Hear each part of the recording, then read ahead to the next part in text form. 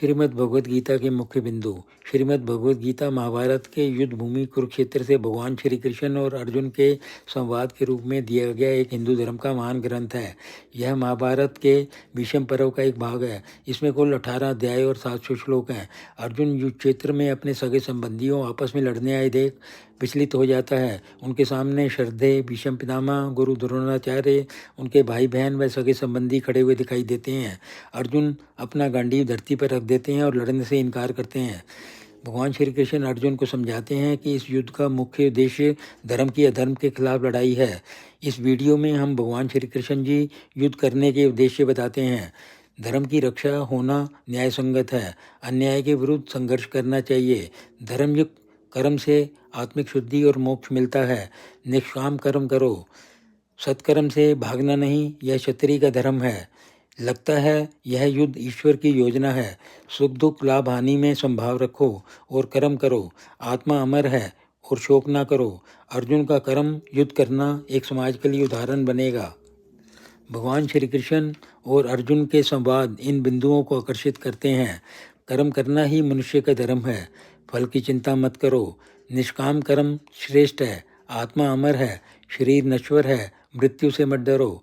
जीवन का मूल उद्देश्य सत्कर्म करना है। सबसे बड़ी साधना मन को नियंत्रण करना है। ज्ञान, भक्ति और कर्म मोक्ष की ओर ले जाते हैं। जीवन में संतुलित रहें। अहंकार और आसक्ति दुख का कारण है। ईश्वर सर्वशक्तिमान है। भक्ति और विश्वास से इसे पा सकते हैं। क्रोध, लोभ और मोह मनुष्य के शत्रु हैं। आत्मज्ञान से मोक्ष संभव है। हर कार्य को ईश्वर को अर्पित करके करो। जो होना है वो होगा, तुम केवल माध्यम हो।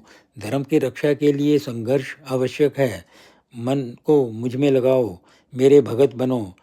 धर्म की हानि पर ईश्वर अवतार लेते हैं। हे अर्जुन, उठो, कर्म करो और धर्म की रक्षा करो।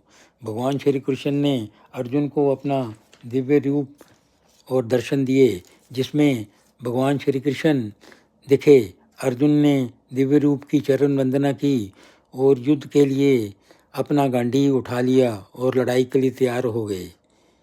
निष्कर्ष: श्रीमद् भागवत गीता जीवन के उद्देश्य, कर्तव्य और आत्मज्ञान का मार्ग दिखाती है। इसका मुख्य उद्देश्य है कि मनुष्य का निष्काम भाव से अपना कार्य करना चाहिए, बिना फल की चिंता किए। यह ग्रंथ जीवन जीने की कला और आध्यात्मिक मार्गदर्शिका है। यदि यह वीडियो आपको पसंद आया तो कृपया इसे लाइक और शेयर करें। बहुत धन्यवाद।